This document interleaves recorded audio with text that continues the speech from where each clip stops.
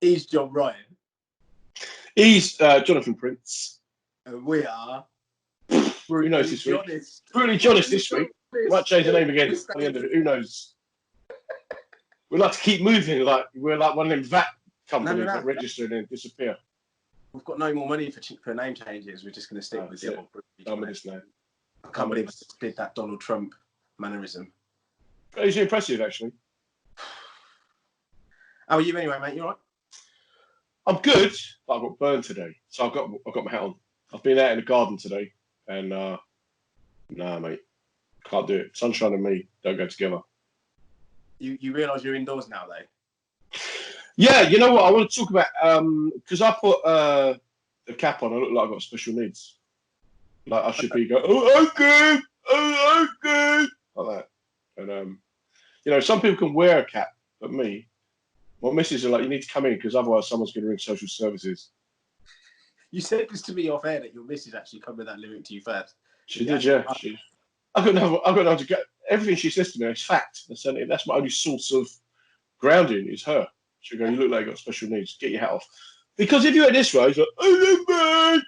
If you went like this way, I just look like, yeah, you know, I look like some American. Hey, y'all, we need to get our country back, man. You know, let us out the house. And tyranny. When you wear it that way, you know what it makes me think of? Sunstroke, mate, because you need that cap. You need that cap to be protecting your face. And then you got... That's the face you don't want to see in it when you take your car to the garage. All right, I'll have a look at it. Oh, I can't promise you anything. I'll get up on the ramp. What about that, mate? Yeah. I never trust people who wear them like that, though. I mean, some people don't trust people who wear caps, right? They just think, well, that's what you're not allowed in the club with the cap on. So it's nice in San Francisco. You can go anywhere you want, wearing whatever you want, or nothing. I didn't do the nothing thing. I just saw people wearing nothing. But yeah, you can go in a place with cap on. You can go in a place with jeans on, trainers on. There's no like dress code thing. Are you just listing all the clothing items that you know of?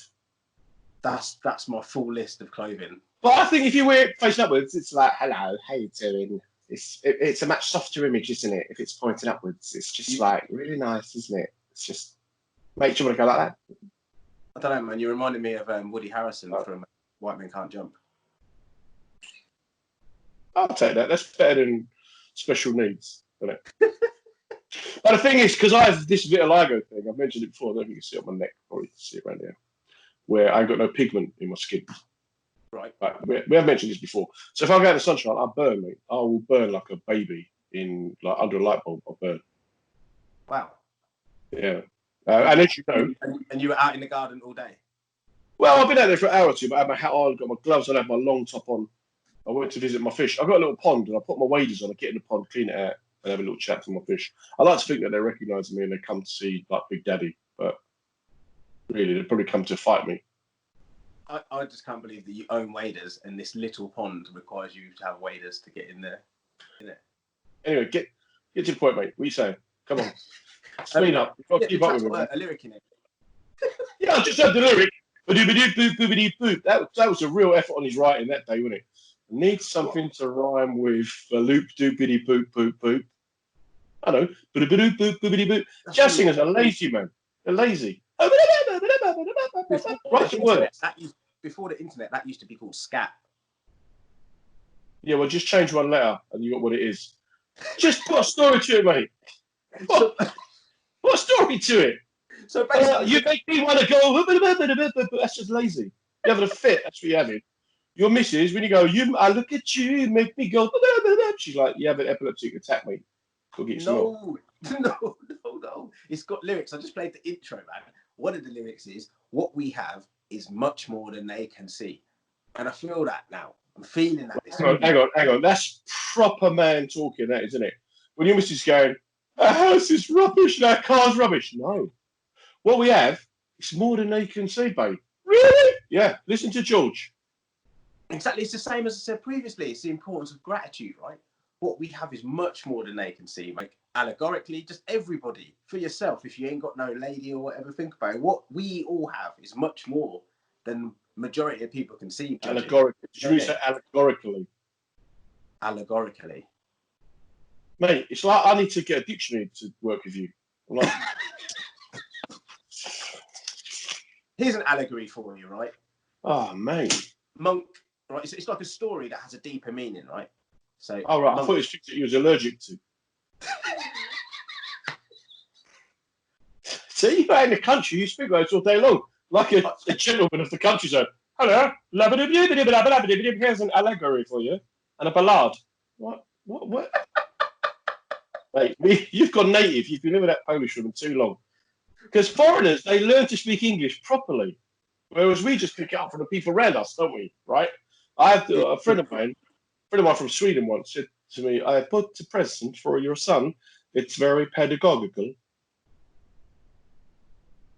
So what? Pedagogical? I'm like, okay, yeah, I like them pedagogical things. And then she rang me up another time and goes, "John, I'm a bit worried. When I speak, sometimes I subjugate my verbs." I'm like, yeah, you don't do that. Don't be subjugating your verbs, man. Not good. I learned to speak by the people around me, which is where I picked up all my little bits and pieces because of the people around me. Indeed, actually, you spoke of this in the last show, right towards the end of the last show. What, we missed the English? What Rat back your foul when cap belly full. Oh. So if I remember rightly, yeah, rat back your foul. And what was the story that went with it? Your friend food. Well, yeah, we was at the dinner table and he left some food behind, and his dad just looked at him and went,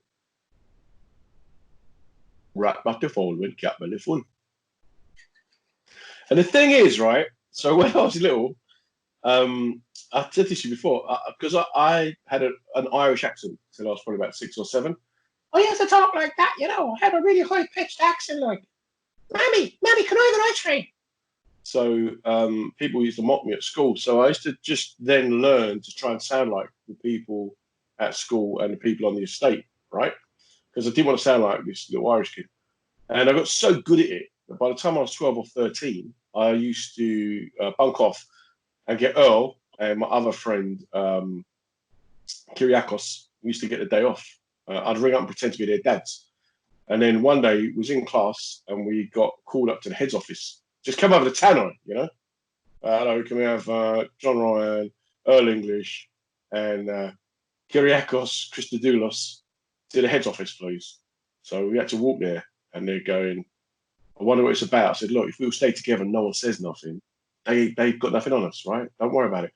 And Earl's going, I bet my dad's found out that I'll be bunking off. I'm like, no, listen, so long as we don't say anything, we're going to get away with it. We sit down in the office, his dad's there, Kyriakos' dad's there. My dad's no point ringing my dad up. Okay, come to the school. My dad's like, I don't go to school. So we sit down and the head teacher goes, now, before I start, would any of you like to tell me why you think we're here? And Earl, without blinking, looked at his dad, looked at me and went, yeah, John's been impersonating our dads to get us to bunk off. Loyalty lasted 20 seconds. You got me with that last week.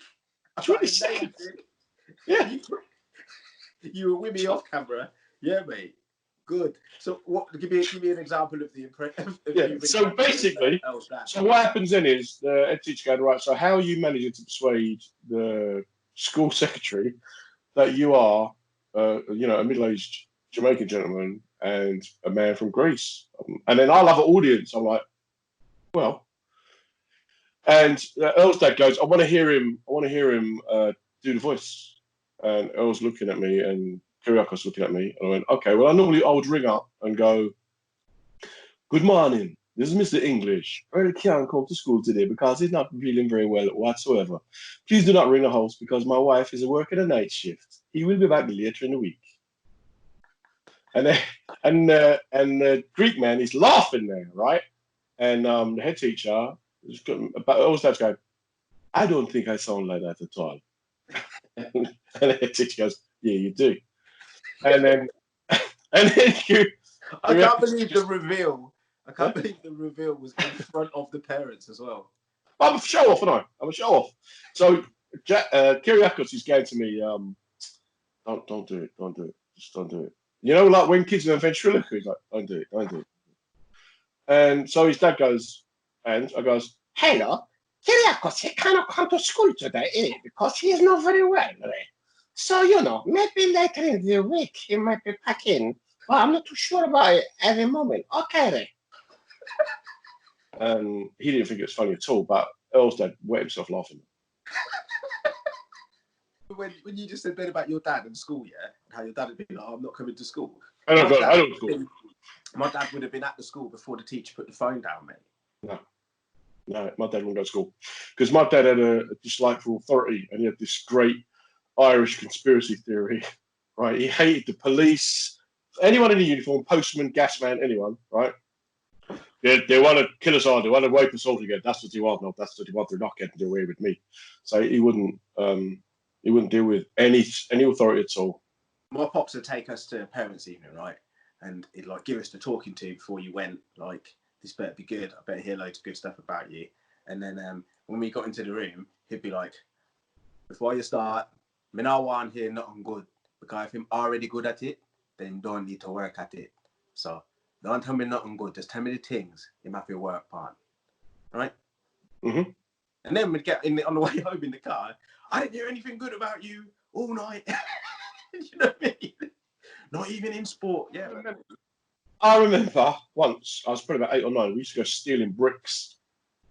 So we used to have this transit van, and you'd need some bricks. So rather than buy some, we'd just drive around until we found a site. And me and my cousin would jump out and just go reload. 8 or 9? 8 or 9 years of age, yeah. So right. listen, mate, and in families, you've got to start young. Pick up the family trade. So we'd be in the van and we'd drive around. I remember we was in like Hammersmith or somewhere. And this is when the IRA was at their height. And we're driving back in this transit with a load of bricks that we just nicked. And my dad's there, he's got the music going, he's got a fag going, listening to he still have country music. So, you know, you'd be driving along with Jolene. Next thing, woo, woo, woo, flashing lights. My dad sees a police car, he goes to me, listen, don't say nothing. If they ask any questions, don't say nothing. They ask you who I am, you don't know me, right? We've never met. Don't say nothing. So then we pull over, the police car comes along, and then the policeman comes and goes, could you get out of the vehicle, please, sir? And I go, right, don't say nothing. He gets out. Now I'm like, because I know we've stolen bricks, so I'm going to go to prison. And I'm a bit upset. And then the next thing is knocking on the window, and I look at this policewoman's there, and I looked at her, I just burst into tears. The policewoman's trying to open the door. She goes, why down the window? And then she comes around to his side, opens the door. She goes, are you all right? I went, yeah. Do you know that, man? I went, no, I don't know. And they thought basically my dad had abducted me. You know, my dad's cuffed against you all going, tell him your name! Tell him your name! I've never met anyone in my life. I just can't believe bricks of all the things, bricks, mate. They're still bricks, mate.